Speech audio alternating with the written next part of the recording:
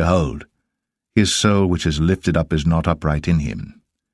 But the just shall live by his faith. Yea, also because he transgresseth by wine, he is a proud man, neither keepeth at home, who enlargeth his desire as hell, and is as death, and cannot be satisfied, but gathereth unto him all nations, and heapeth unto him all people. Shall not all these take up a parable against him, and a taunting proverb against him, and say, Woe to him that increaseth that which is not his, how long? And to him that ladeth himself with thick clay. Shall they not rise up suddenly that shall bite thee, and awake that shall vex thee, and thou shalt be for booties unto them? Because thou hast spoiled many nations, all the remnant of the people shall spoil thee because of men's blood, and for the violence of the land, of the city, and of all that dwell therein. Woe to him that coveteth an evil covetousness to his house, that he may set his nest on high, that he may be delivered from the power of evil. Thou hast consulted shame to thy house by cutting off many people, and hast sinned against thy soul. With some questions tonight. What was America's war on terror really about? Was it about gunning down terrorists? Or was it about killing civilians and bombing nations to control them? I'm sure you know the answer. I'm sure you've seen many headlines and exposés this year. Tonight we come to you with more proof. The United States is no guardian of human rights. It is guilty of war crimes. Let me show you some headlines from this year. The US drone strike in Kabul was a quote-unquote mistake. An American bomb killed 7 children. The US blamed it on faulty intel. Here's another one. US military concealed Syria airstrike that killed dozens of civilians. It led to one of the largest civilian death tolls in the war. But there was no punishment for the US. And this has become a trend. The United States of America bombs countries at will and gets away with it. That's because nobody is holding them accountable. Neither international agencies nor international media, and certainly not our leaders. So tonight we want to tell you about an American war crime, yet another American war crime. This one is from Syria. What did the US do? They ran a death squad, a secret mission. They ran it for 5 years. This group, the death squad, pounded Syria with more than 100,000 bombs and missiles. 100,000. They killed innocent civilians. How do we know about this? A recent report has exposed this secret strike cell. This group was called Talon Anvil. What is Talon Anvil? That's code name for a secret American military unit. It operated from 2014 to 2019 for 5 whole years. This unit was led by members of the Delta Special Forces. Delta is a special operations force of the US Army. They're elite soldiers. They're said to be the best of the best. So what were they doing with Talon Anvil? They were bombing Syria at will. They bombed whatever they thought was a target. This group was first stationed in Iraq. Then they were moved to northern Syria. The team had less than 20 officers. They worked round the clock and in 3 shifts. This was basically a 24/7 operation. Talon Anvil monitored what was happening on the battlefield. They had giant television screens. That's what they used to monitor action on the battlefield. And whenever they spotted something they thought was suspicious, they ordered a strike. Just like that. No background checks, no effort to verify any tip-offs. You see movement you don't like and you strike. That's how they operated for 5 years. How many bombs and missiles did they drop? 112,000. That's one estimate. 112,000 bombs in 5 years. Who were they hitting?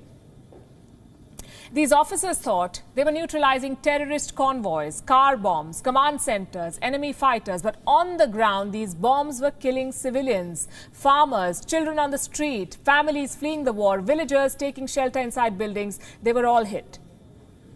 And this went on for 5 years. Let me repeat that. Talon Anvil was killing civilians for 5 years. Did nobody notice? Did nobody object? The answers are yes and yes. Their actions were noticed and there was some protest.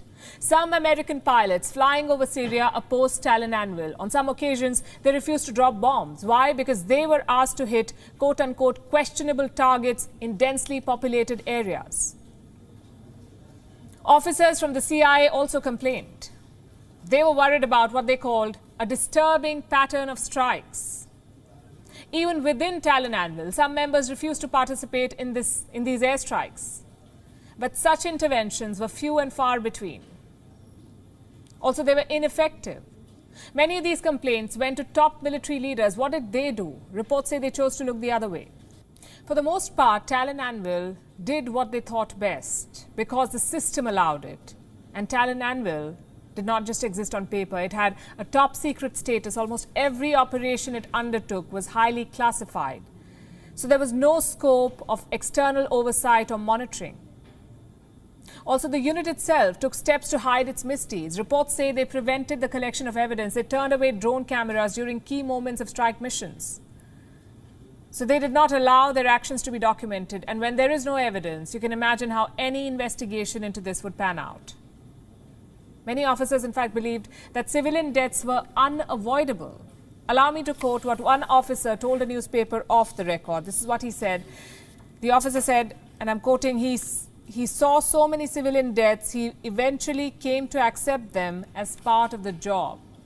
The question is, who gave the US this job? To kill civilians in far-off lands and then justify it?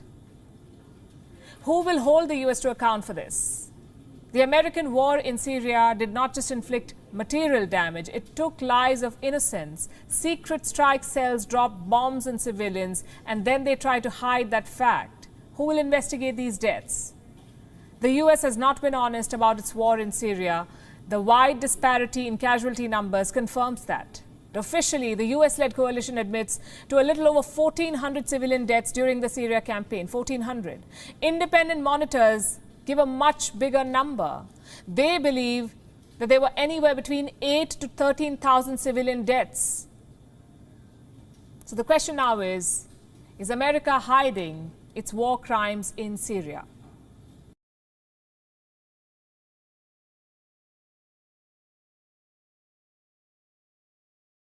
We know that they've been using different guises to act thousands of kilometers away from their own territory.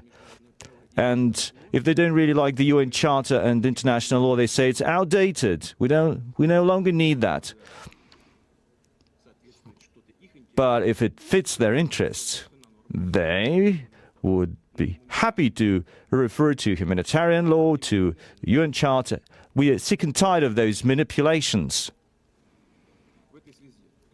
And in this regard, as I said, it's important to continue to upgrade our armed forces in a systemic, consistent way, taking into account the priorities in the latest edition of the State Military Planning through 2030.